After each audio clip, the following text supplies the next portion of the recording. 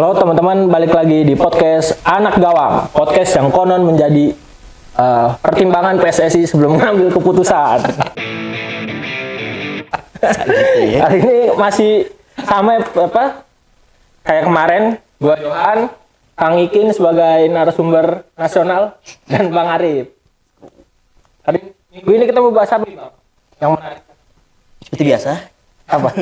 Bahasan menarik ya. Manchester United. MU makan. Jadi kita bahas terus karena emang banyak beritanya soal MU sih, Bang.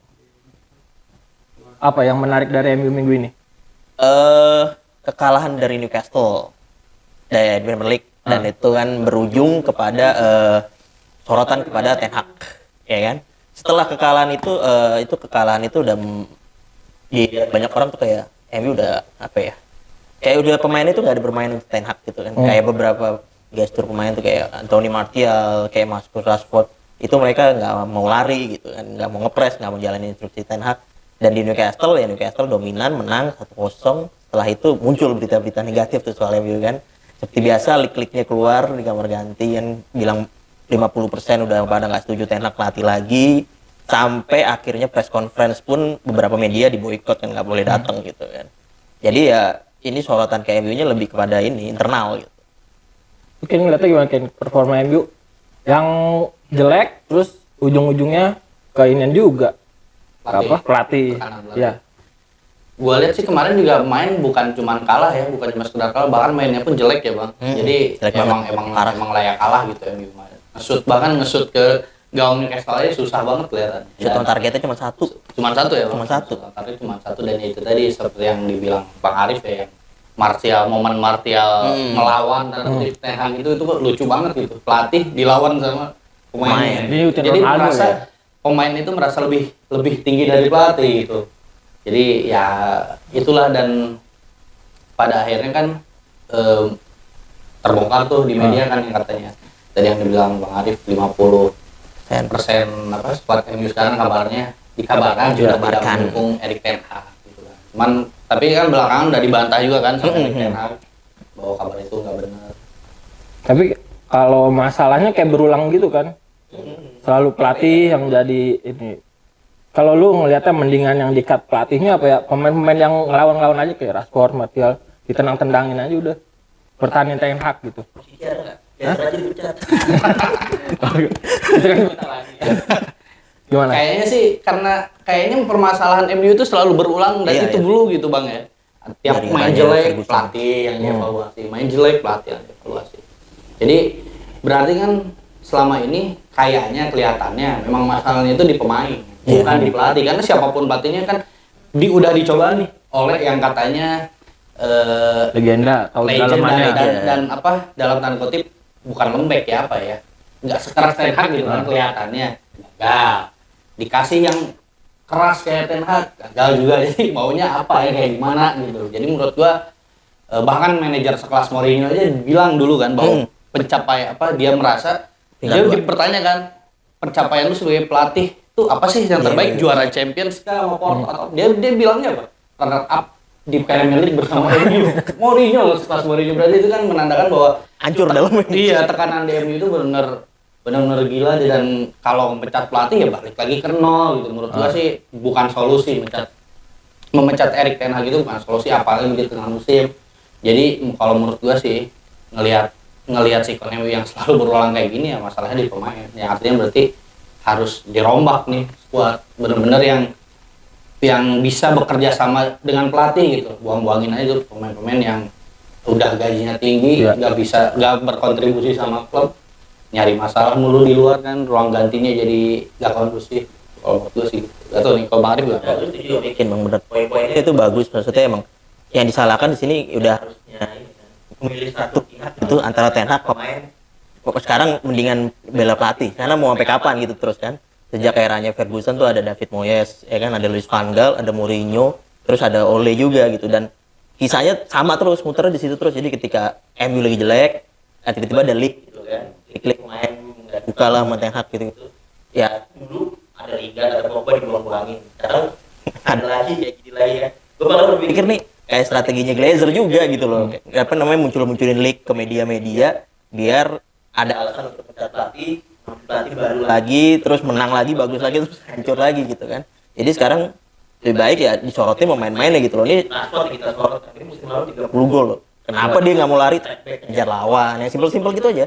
Ketika dia winger kanan mau ditaruh winger kanan, kiri atau tengah gitu.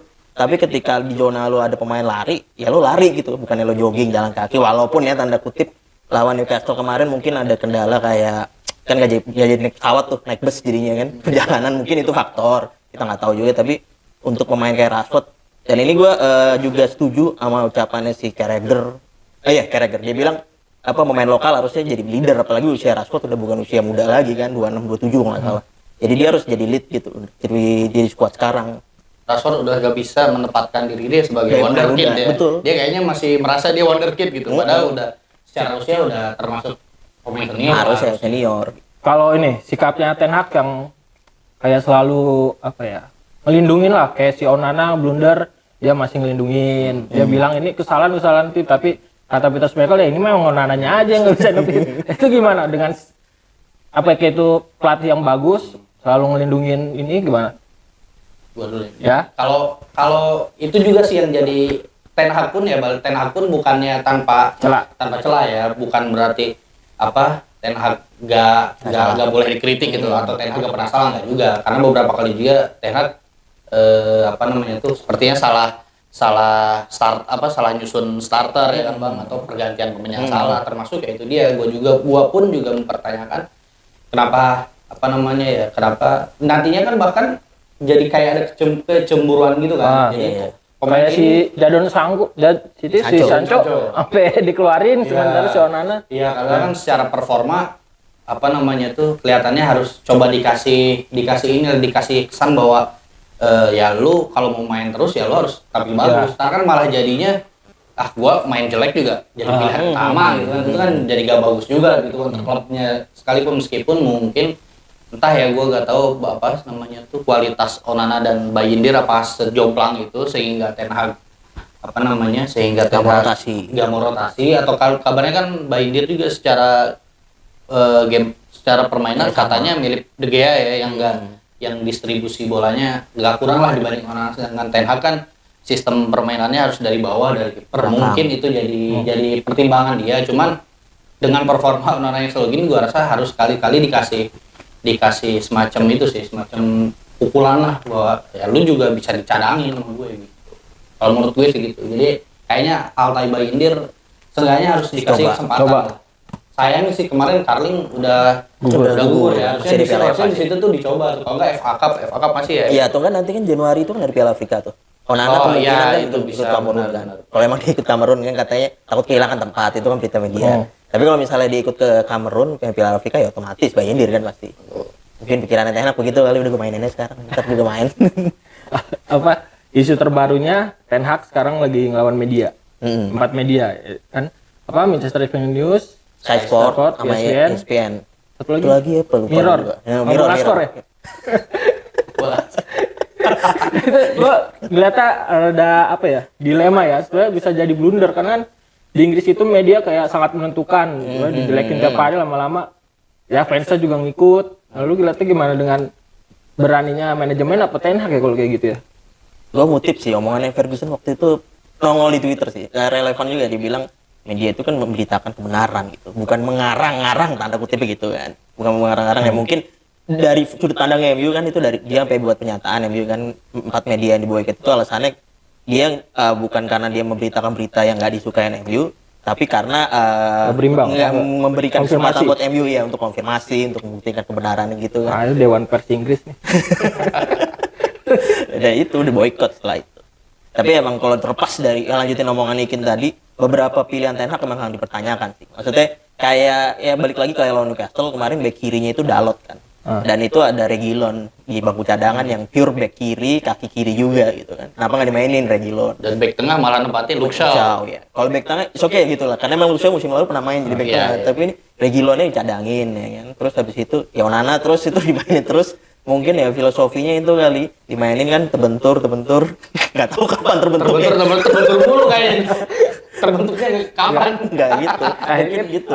Kayak kesabaran kan ada batasnya. Nih, kapan nih Erik Ten Hag, apa ukurannya piala atau ya akhir musim ini kalau nggak dapet apa-apa pecat, Ngeri juga sih ya. Gimana? Maksudnya kita ngelihat dari kejauhan itu kan nggak bisa ngapa-ngapain juga gitu. Walaupun kita mendukung Ten Hag, pada akhirnya manajemen yang dilihat dari hasil akhir juga kan. Ya mungkin kalau rentetan buruk terus sampai nanti akhir Desember ya bukan nggak mungkin. Kayaknya Liverpool nih. Bisa jadi ya. Bisa jadi tuh. Kalau Liverpool tiba-tiba terulang 7-0 nih kayak musim lalu kan berarti nggak ada perkembangan. kalau dibantai Liverpool, Bisa jadi, ya. Kemungkinan. Soalnya udah kejadian dulu Mourinho kan. Iya. Mourinho dipecat setelah kalah lawan Liverpool. Oh, yang dibantai itu udah Ten Hag ya? Apa Ole sih? Udah Ten Hag ya? Udah Ten Hag. Jadi kayaknya sih menurut gue juga emang lawan Liverpool ini mungkin ya bisa jadi bahan apa ya? Ten Hag seenggaknya kalaupun kalah tapi kalahnya masih kalah terhormat lah, dalam artian kalah yang wajar gitu, kayak 1-0, 2-0, maksimal selisih 2 gol lah. Mungkin masih bisa diterima. Tapi kalau udah kalahnya kayak musim lalu yang benar-benar di luar ini ya, di luar nalar untuk kelas Liverpool lawan MU, mungkin owner dan mungkin fans juga udah mulai ini. Tapi sih kalau kata gua Paling gampang sih mencari.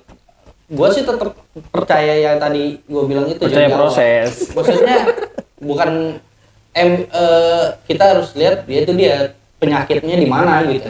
Karena kan kalau balik lagi penyakitnya di pemain kan, mau siapapun ntar lu penggantinya Ten Hag ntar akan mengalami hal serupa gitu ya. Akan terus seperti itu. Jadi kalau kata gue sih, kalau pemainnya pemainnya bisa diubah ya pemainnya aja. Jadi pemain yang mengikuti pelatih, bukan pelatih yang ngikutin pemain. Harusnya gitu kan. Nah, disclaimer aja, gue pokoknya tim Ten Hag in jadi. Bukan Ten Hag. Ten Hag stay. Iya, Ten Hag stay. Tapi kalau MU nggak bisa ini bersaing, jadi siapa nih mau ngelawan Arsenal yang sekarang di puncak klasemen? Kan menarik juga nih. Arsenal biasanya dia pertengahan, awal-awal di atas, ntar akhir-akhir di balap sama City. Meme kayak gitu kan, gajah lagi di atas ranting. Lu ngeliatnya bisa bertahan nggak Arsenal dengan komposisi yang sekarang dengan Mikel Arteta? Mungkin timnya akan semakin matang kan dibanding musim lalu. Masa ngulang lagi kejadian musim lalu? Kalau menurut gua tergantung faktor cedera. Musim lalu itu turning point buat Arsenal itu pas William Saliba cedera. Itu benar-benar hancur pertahanannya, soalnya Holding kan nggak bisa gantiin kayak si William kan. Ya udah, yang bisa gantiin kayak Saliba ya hancur. Jadi ini tergantung kepada faktor cedera lagi nih untuk Arsenal. Jadi kalau sekarang mereka konsisten terus nih bagus, dan kemungkinan juara gede, apalagi City lagi nggak konsisten juga kan, 3 kali imbang beruntun itu. Kalau mereka kayaknya karena De Bruyne cedera, gantian lini tengah Gundogan nggak ada. Tapi kalau Arsenal malah makin kuat dengan kedatangan Declan Rice ini. Nah, Rice ini benar-benar hebat sih. City kalau nggak salah musim ini belum pernah menang loh di Big Six ya, kecuali MU kalau nggak salah. Bener nggak sih? MU bang masuk Big Six ya? MU Big Ten. Iya, kalau City ya memang belum mencapai level permainan terbaik sih, karena dia emang kehilangan tengahnya juga kan, Gundogan pergi, terus Kevin De Bruyne cedera, dan itu pengaruh banget, walaupun Haaland tetap gacor ya kan. Tapi tetap sih. Nah, Arsenal ini gue ngeliat kunci pentingnya itu di 2 pemain yang direkrut ya, Havertz sama Rice. Si Havertz ini emang startnya lama, tapi kan dia pernah juara UCL sama Chelsea. Gitu-gitu ya, pemain ini berkualitas gitu. Kalau kasih dia kesempatan yang bisa bahaya gitu. Sementara Rice ini tugas dia tuh bukan buat ngelapis pertahanan, buat investasi jangka panjang, sama dia tuh baca permainan bagus. Jadi kalau dia lagi injury time atau apa, tiba-tiba bisa tuh nyetak gol kayak waktu lawan Luton Town, terus waktu lawan MU juga begitu. Ya waktu lawan Arsenal kan ada momen golnya Højlund dianulir, dia yang ubah pertandingan kan, golnya Rice juga. Dan mentalnya berarti udah kebentuk ya Arsenal. Udah ada. Maksudnya kayak sempat tertinggal atau sempat kalah, tiba-tiba bisa comeback dan menang gitu. Itu juga kan itu mental berbicara di situ. Jadi kayaknya seru nih Arsenal nih. Iya. Terakhir juara di 2004. kelas siapa nih sebagai fans MU yang juara? Tottenham, City, Tottenham. Jangan ya, Tottenham mah di bawah MU bisa. Sebagai fans MU dan sebagai pecinta Liga Inggris, demi kebaikan Liga Inggris harus Arsenal yang juara. Kalau pilihannya hanya City dan Arsenal ya, karena Liverpool kenapa enggak? kayaknya Liverpool maksimal peringkat 3. Tapi di atas MU. Kayak secara permainan pun Arsenal tuh oke banget sih menurut gue. Gue beberapa kali lah, meskipun nggak setiap pertandingan gue tonton ya, tapi beberapa kali gue ngeliat Arsenal main emang bagus Iya, banget. calon-calon mainnya. juara kan, Emang kelihatan. menghibur banget dibanding Dibanding apa nih? dibanding Manchester Merah sih secara permainan jauh banget sama Arsenal ya. Ya, tinggal Arsenal tuh kayaknya emang tinggal rezekinya ya lah buat juara. Ya, kalau gue karena gue fans lawas MU, gue nggak mau ngelihat Liverpool sama Arsenal yang juara. Jadi biarin aja City, biarin aja tuh. Biar dia Nah, tambah tetangga. banyak. Ya, I don't care kalau gue sih. Masih jauh juga Masih ya. jauh. Sama MU. Perolehan provinsinya masih Perolehan jauh. gelarnya masih jauh. Ya, jujur aja selama City juara ya gue nggak peduli amat gitu. Kalau dicengin di medsosnya dikit kayaknya. Nggak ada malah kayak. Iya. Jadi gue lebih prefer City kalau gue. Kalau MU di Liga Champions gimana kan di Premier League udah ampas. Kalau Lebih Liga ampas Champions lagi. Lebih ampas lagi. Lebih amat lagi sih. Ya maksudnya kita udah nyentak, bukan kita ya, kenapa ngomong kita gue. MU Enak. MU udah nyetak 12 gol 5 pertandingan, tapi menangnya cuma sekali gitu kan. Itu lucu sebenarnya. Soalnya ya pertahanannya juga hancur, terus banyak kesalahan-kesalahan konyol, balik lagi ke Onana lagi ya kan. Dan kalau ditanyakan selolosnya ada pasti. Kalau ada gitu, cuman ada tipis lah gitu. Soalnya di laga terakhir MU main kandang lawan Bayern Munchen. Itu harus menang 1. Tapi di satu sisi juga berharap Copenhagen sama Galatasaray imbang. Dan itu kayaknya hampir nggak mungkin, pasti ada pemenang. Nggak mungkin imbang kan mereka main. Dan musim ini kayaknya MU di Liga Champions tuh hampir setiap pertandingan MU tuh selalu gol duluan tapi akhir tiba-tiba kalau ada seri aja kalah kesalahan, gitu. ada aja Kalau kesalahan-kesalahannya. dan apa namanya tuh musim ini tuh kayaknya bercandaannya gitu ya, golin gampang, kejebolan gampang gitu kan. Betul. Kalau musim lalu golin susah, kejebolan susah gitu. Sekarang kayaknya ya itulah entah apa ya, maksudnya entah itu koordinasi lini belakang atau segala macam ya. Nggak tapi kalau kemarin lawan Galatasaray ada beberapa yang emang pure kesalahan Onana yang harusnya itu bola ditepis bisa. secara kiper itu bisa Serangan bebas tuh dapet gitu. lah gitu. Yang Asia 2 kali kan itu free kick. Ya gitu. Ya kan kalau MU ya itu bergantung sama tim lain. Begitu juga setan merah yang satu lagi. Ya. Si AC. Si AC Milan gitu kan. Dia juga harus menang lawan Newcastle, berharap PSG kalah. Dan main lawan Newcastle, mereka juga poinnya sama Milan, 5-5 juga. Mainnya di St. James Park. Iya, kemungkinan lolosnya ada kemungkinan Newcastle. Tapi ya sama, ini Milan sama Newcastle bergantung sama hasil lain. Kalau PSG kalah, mereka lolos di antara pemenang itu. Dari grup itu udah ada yang lolos belum sih? Dortmund. Udah Dortmund. Dortmund udah lolos. Berarti tinggal satu tempat lagi. Itu ya menarik sih, grup neraka ya kan, isinya PSG, Dortmund, Milan, Newcastle. Malah Dortmund ya. Malah Dortmund yang Tadinya lolos. kayaknya Dortmund nggak diprediksi Gak ini ya. Apalagi ditinggal Bellingham udah kan. Salut sih. Paling itu aja sih kalau Liga Champions. Liga Champions udah lumayan banyak juga yang udah memastikan lolos ya. Real Madrid, Bayern Madrid, City. Bayern Munchen Barcelona juga, udah. Barcelona udah, Sociedad juga udah, City, Leipzig, Arsenal, PSV. tim-tim yang gembel aja yang belum lolos kan lolos. Inter lolos. Inter lolos dong. Inter udah lolos. Setelah kita bahas setan merah, kita bahas yang merah-merah juga, tapi dari dalam negeri. Tuh, awal tuh. Satu, Persija Jakarta. Persija merah kan gitu? Padang. Persija merah kan? Oh, merah apa oranye? Kata legendaris nomor 8 dia merah. Ya, Persija Isret. Jadi saya Gimana Kin kalau ngeliat Persija Kin?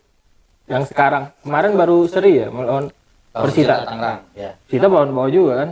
Kita bawah juga. Kalau dia bawah tengah. Iya. Gimana Persija? Ya Persija yang tadinya digadang-gadang salah satu calon buat juara, ternyata musim ini malah struggle banget ya. Maksudnya musim lalu kan Persija itu runner up dan selisihnya sama PSM itu kalau nggak salah 7 poin apa ya? Kalau nggak jauh lah, 7 apa 6 poin gitu. Nggak sampai 10 poin sama PSM. Dan musim ini kayak gini gitu, jadi benar-benar di luar prediksi semua orang sih. Materinya udah bagus nggak sih? Nah itu dia, materi kan musim lalu itu musim lalu dan musim ini perbedaannya Persija kehilangan 3 pemain asing yang musim lalu lumayan jadi tumpuan lah, Alberens, Kemencik sama Abdullah Yusuf. Ya sayangnya Persija tidak bisa mempertahankan. Ya bukan karena memang kan masalahnya itu si Yusuf sama Hano itu kan kenapa tidak dilanjutkan karena ada kalau Hano katanya sama urusan kesehatan. karena kabarnya dia nggak cocok lah sama makanan-makanan di sini, sering diare dia. Serius kan ini infonya? Serius. Kalau Hano katanya kabarnya sering diare. Terus kalau siapa di Yusuf juga ada sedikit sakit lah dia karena sering bolak-balik Kangen tuh istri. ke berobat lah, bolak-balik berobat. Nah itu jadi pertimbangan sendiri dari manajemen dan juga Thomas Doll sendiri. Dan sayangnya manajemen Persija tidak bisa mendapatkan pengganti yang sepadan dari 3 pemain itu. Jadi ya akhirnya mungkin hampir setengah. Seharusnya kan secara apa ya, secara logika gitu ya, dengan kalau untuk pertahanan dengan masuknya musim lalu itu Persija kalau nggak salah jadi salah satu tim dengan tingkat kebobolan paling paling rendah. Ya. Kalau nggak salah nomor 1 bahkan dia lebih baik dari PSM yang jadi juara. Tapi musim ini Tambah Rizky Ridho kan? dengan Harusnya. dengan masuknya Rizky Ridho yang di timnas Indonesia itu jadi hampir tidak tergantikan kan, harusnya itu Persija jadi lebih kuat ya, ini malah sebaliknya gitu. Jadi pertanyaan sih. Dan salah satunya sih karena kalau yang gue lihat ya ada menurunnya performa beberapa pemain lah. Dikasih 9 juta. Steve Kalau Rico kan nggak ada kaitannya sama pertahanan nih. Kalau yang ada kaitannya sama pertahanan kan pemain-pemain kayak Rizky Fandi kan musim lalu itu bahkan Thomas Doll sampai berani bilang bahwa Rizky Fandi ini layak nih buat ke timnas. Tapi musim ini dia sering banget melakukan kesalahan lah. Hampir beberapa gol Persija itu berawal dari dia lepas bola dia kerebut segala macam gitu. Jadi ya pertama tadi yang gue bilang kan, pemain asing yang mengganti pemain asing musim lalu yang menurut gue nggak sepadan yang musim ini. Musim ini yang hitung konsisten menurut gue cuma Kudela yang main konsisten. Rio Matsumura ya termasuk oke lah, Rio Matsumura oke. Sedangkan Oliver Bias sempat diragukan awal-awal, hampir nggak pernah main terus tuh, cuma di cadangan. Padahal statusnya pemain asing ya. Tapi setelah pertandingan lawan Bali United itu dia selalu jadi starter Thomas Doll, bahkan menggeser posisi Eriko Simanjuntak kan. Nah yang jadi apa namanya, yang jadi problem memang di lini depan. Itu yang selalu jadi hampir tiap konferensi pers itu Thomas Doll selalu menekankan gitu. Kita secara permainan atau secara pola permainan segala macam itu udah bagus. Penyelesaian akhir atau finishing yang selalu jadi keluhan Thomas Doll. Tapi ada suara-suara juga Thomas Doll out kan belakangan Emang ini. ada? Beberapa yang gue baca di skala di akar rumput lah ya, di akar rumput supporter. Sebagai apa nih? Beberapa udah memang mulai meragukan Thomas Doll. Termasuk kemarin di pertandingan lawan Persita ada spanduk tulisannya itu dia pokoknya ada tiga kritikan ditujukan untuk manajemen Thomas Doll dan pemain. Pokoknya salah satunya bukan pemain, Terus Marco Simic, lalu untuk Thomas Doll dan manajemen. Jadi sudah mulai ada tekanan sepertinya dari mulai kayak Ten Hag lah. Isu. Kalau musim lalu kan masih mulus banget gitu kan, bahkan banyak supporter Persija tentunya yang merasa dapat kita Pelatih oke nih. Jerman, bisa bawa Persija next level kan, itu kan slogan Persija. Katanya the next level. Nah, sekarang udah mulai tuh disuarakan di stadion. Katanya the next level, taunya turun level ya.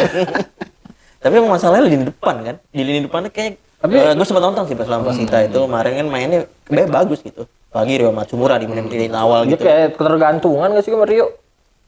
Karena ya memang dia mulu. ya karena memang sepertinya kalau kan di skuad yang sekarang terhitung pemain yang paling kreatif gitu. Pemain kreatif di Persija ya sejak Rico terpinggirkan ya Rio Matsumura yang jadi jadi motor serangan gitu. Ya, motor serangan. Dan ya itu tadi udah dari belakang ke depan udah rapi nih, di depannya kayak mentok gitu. Goal getternya ya. Goal getternya kita. Marco Simic kenapa? Kenapa lu? Emang kenapa sih ngomongin Marco Simic? Ada apa dari Marco Simic? Ada gosip di luar lapangan. Ya. Marco Simic ya memang pernah jadi ini ya, pernah jadi mesin gol Persija. Tapi kan Pernah menjadi. sekarang mesin jahit. Itu tapi kan ya mungkin tiap pemain ada waktunya ya. Jadi sekarang sepertinya Simic emang udah tidak dalam performa apa ya, emang mungkin udah bukan masanya Simic gitu. Kan sayang ya kuotanya. Nunggu ini kan sih. Iya. Gustavo Almeida cedera kan? Iya, Top scorer loh dia. Persija kan kemarin dengan mensiasati Nunggu dia, manggulnya lini depan di putaran pertama kan, akhirnya meminjam Gustavo Almeida dari Arema FC. Gustavo itu top skor di putaran pertama kan dengan 14 gol sebelum sekarang disamain sama Da Silva dari Persib. Tapi sayangnya di laga debutnya kemarin lawan Bayangkara FC malah cedera. Baru menit 36 37 ya menit segituan lah cedera. Si kalau nggak salah cedera apa? Cedera paha, pokoknya ada otot-ototnya tarik gitulah kalau berdasarkan kata dokter, dan harus absen minimal 3 pekan. Jadi sampai match lawan habis Persita, nanti kan lawan Persebaya, next lawan PSS. Nah jadi setelah lawan PSS itu entah ya ini jadi keuntungan apa enggak untuk Persija dan untuk Gustavo buat nyetelin tim segala macam, tapi ada jeda yang cukup lama tuh kan. Jeda internasional apa? Bukan jeda, persiapan timnas untuk main di Piala Asia. Jadi PSSI, klub dan LIB sepakat lah gitu untuk mendukung supaya timnas bisa meraih hasil terbaik di Piala Asia. Mungkin jadi kompetisi diliburkan dulu sementara sampai tanggal, dan ada kaitannya juga sama pemilu 2024 kan, mungkin takutnya ada izin keramaian yang lu milih siapa pemilu? Oh jangan. Kita milih Ten Hag Stay. Jelas itu. Tapi optimis kan nih 3 besar Persija, kan jarak lumayan jauh nih. Lepas Witan sih. Kayaknya Itu lepas Witan ya. Iya, lepas Witan sih. Ini kan berarti sisa berapa match, coba dicontekan berapa match lagi tuh? Sekarang 21. 34 tuh berarti 13 pertandingan lagi. Memang dia masih panjang ya. Dan sama PSIS beda poinnya sekitar berapa tuh? 10. Masih kalau hitung-hitungan masih bisa ya. Hitung-hitungan masih bisa, cuman bukan Jadi juara juga masih bisa, Kin. Masih bisa, cuman kan apa Borneo, Persib, Bali dan PSIS bakal selalu turun. kalah gitu kan. Kayaknya juga agak sulit juga. Jadi kayaknya sih kalau Persija nggak benar-benar berubah total gitu ya secara dan kecuali mungkin Gustavo nanti pas main benar-benar bisa jadi solusi tuh, bisa jadi pembeda. Tunggu dia kali. Mungkin masih ya ada secerca harapan tuh, tapi kalau ternyata Gustavo nasibnya kayak Reynaldo yang dulu yang pernah dibeli Persija dari PSM 2017, ya kayaknya 5 besar aja udah bagus lah untuk Persija mendekat ke papan atas gitu. Kalau di nasional ada isu lagi apa gitu yang seru? Bayangkara. Apa? Bayangkara, transfer Bayangkara. Oh iya, Raja Nenggolan ya? Raja Nenggolan. Oh, segera Tikos kayak Bayangkara. Ya, Kenapa sih? Gara-gara dia papan bawah ya? ya Bayangkara FC kan sementara ini ada di juru kunci ya, peringkat 18. Baru 11 poin. 11 poin, jadi dengan target lolos menghindari degradasi, manajemen Bayangkara FC melakukan perombakan 10 pemain juga. Termasuk Nenggolan. Termasuk Nenggolan 10 pemain, dan kalau nggak salah itu dari 10 itu 4 pemain asing kalau nggak salah. Jadi yang dipertahankan itu hanya Matias Mayer sama backnya tuh Anderson Sales. Jadi 4 pemain asing diganti, termasuk si Raja Nenggolan itu. Kalau negosiasi Nenggolan tau gak dia kan apa sih di Piala Dunia U20? 17. Jadi ini nih. waktu beberapa hari lalu kan gue sempat ketemu sama si COO-nya Bayangkara FC, Pak Sumarji. Dia ngejelasin bahwa proses komunikasi dengan Raja Nenggolan itu dimulai saat itu saat Raja kesini itu untuk Bayangkara FC lewat agen dibantu komunikasi ke agennya Raja, ya disitulah terjalin komunikasi segala macam dan ya tercapai kesepakatan. Katanya gajinya 5 miliar apa? Kemarin di press konferensi Kalau jarang ya ada yang nyebutin gaji. Gara-gara gede kayaknya. Jarang. Di sini jarang. jarang banget emang. Gue juga kaget tuh waktu itu kan ada yang nanya. Jadi itu kan sesi konferensi pers. Ada wartawan yang nanya nilai kontrak. Kirain karena kebiasaan klub-klub Indonesia yang nggak pernah terbuka soal nilai kontrak pemain kan. Gua kira ini mah jawabannya bakal template nih, gua kira gitu. Ternyata wah dijawab kan. Jadi Pak Marji menjawab bahwa nilai kontraknya Raja 5 miliar sekian lah. Ya enggak disebutin dulu sekiannya itu berapa, bisa sekian. Bisa jadi 0,001 10 miliar gitu kan sekian gitu ya tahu. Pokoknya dia bilang 5 miliar sekian lah untuk setengah musim.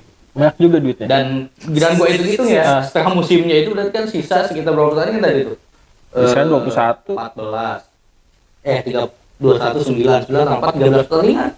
Hanya untuk 13 pertandingan. Karena kan Bayangkara hampir sulit juga lah masuk zona championship, dan kalau zona championship dia series championship mungkin masih bisa nambah pertandingan tuh dengan babak championship itu, tapi melihat posisi Bayangkara FC sekarang kayaknya agak mustahil sih masuk ke 4 besar. Jadi berarti hanya untuk sekitar 12 pertandingan. Lu Bang Arif ngeliatnya gimana tuh fenomena Raja datang ke Liga 1? Dan Raja itu bukan satu-satunya nama besar yang pernah main di sini. Raja gitu loh. Raja. Udah nggak ada lawan lagi. King. Iya apa namanya ya, ini jadi wasit tengah gurun juga sih. Udah lama juga nggak ngeliat main-main Eropa. Maksudnya yang punya background main di klub-klub gede gitu kan. Dia pernah membela Inter Milan, pernah membela AS Roma, pernah main juga kan buat timnas Belgia gitu kan.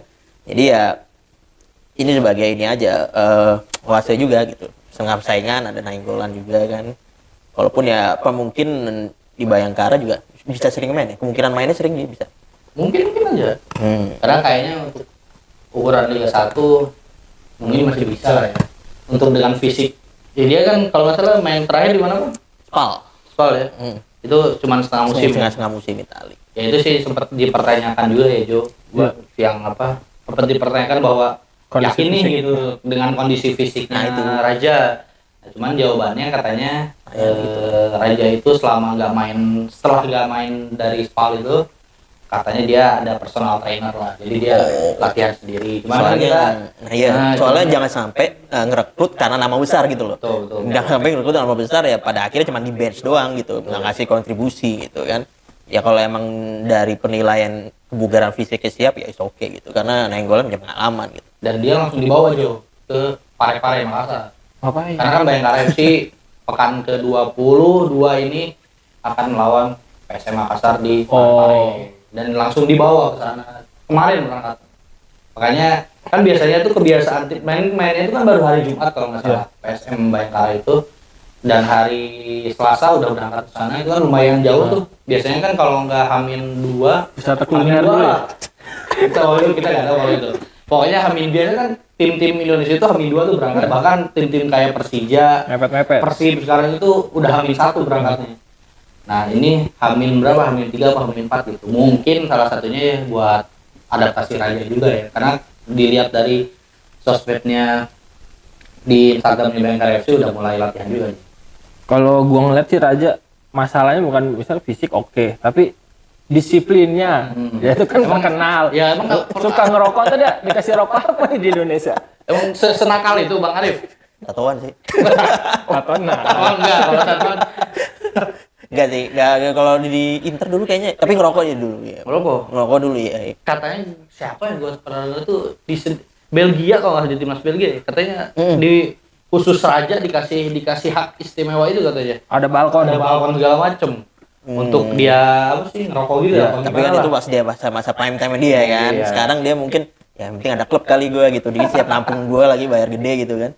Lagian yang direkrut Bayangkara kan yang lumayan terkenal selain Nainggolan ada yang lain juga kan, Witan, Osvaldo Hai, iya maksudnya. Ada penyerangnya Madura United juga tuh, Junior Brandao itu juga lumayan tajam di Madura United. Lalu ada gelandang timnas Singapura, Sufahmi. Tapi ada perlakuan spesial ya buat Nainggolan. Kalau berdasarkan pernyataannya Pak Sumardi sih, dia bilang Bayangkara FC memperlakukan semua pemainnya sama, termasuk untuk fasilitas Raja kata dia hotel dan apartemen dan apartemen dan mobilnya Raja Pakai pemain asing kan? kayak pemain asing. Tapi ditawarin jadi polisi. Di polsek gitu. Gue mau bayangin. Ntar mau bikin SIM, ternyata Nenggolan. udah ngalor ngidul, kita udah bahas apa? Premier League, MU, Premier League, ya kan UCL, Nainggolan. Kita tunggu aja the next episode dari Anak Gawang. Jangan lupa subscribe, follow TikToknya juga, Instagram, apa lagi ya? Oh, baca webnya, jangan lupa itu. Itu paling penting. Kasihan nih udah nulis. Udah nulis banyak. Dadah.